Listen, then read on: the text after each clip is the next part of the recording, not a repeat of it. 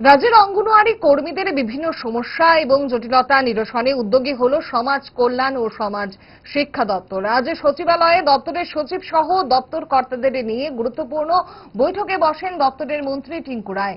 অঙ্গনওয়াড়ি কর্মীদের বিভিন্ন খরচ, শিশুদের ফুডিং চার্জ, মোবাইল রিচার্জের টাকা সহ বিভিন্ন জটিলতার সরলীকরণ নিয়ে আলোচনা হয় বৈঠকে।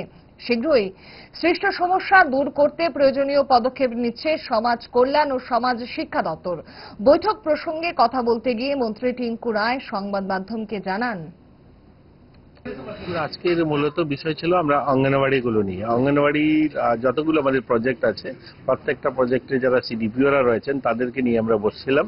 সেখানে যে সমস্ত সমস্যা রয়েছে ছোটখাটো সেগুলোকে সমাধান করা, আর একটা হলো আমাদের অঙ্গনওয়াড়ি ওয়ার্কারদের যে ডিমান্ডগুলো আছে সেগুলো কি করে ফুলফিল করা যায় সেগুলো নিয়ে আলোচনা হয়েছে।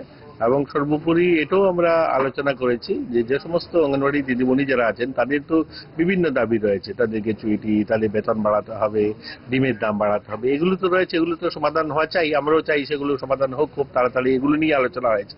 কিন্তু আমি আপনাদের মাধ্যমে বলতে চাইবো যে আমাদের অঙ্গনওয়াড়ি ওয়ার্কাররা যেন অঙ্গনওয়াড়ি যে পরিষেবা সেটা যেন তারা অব্যাহত রাখেন, সেটা যেন দেন, তারা যেন ছোট ছোট ছেলে মেয়েদের খাওয়া বন্ধ না করেন এবং সেই প্রজেক্টগুলো ভালোভাবে যেন চালান। এগুলো বন্ধ করে দিয়ে মিছিল মিটিং রাজনীতি করবেন, এগুলো কিন্তু আমাদের আধিকারিক যারা আছেন সুপারভাইজ করবেন, দেখবেন, এগুলো বরদাস্ত করা হবে না। এগুলো যদি ওনারা করেন তাহলে যথাযথ ব্যবস্থা গ্রহণ করা হবে।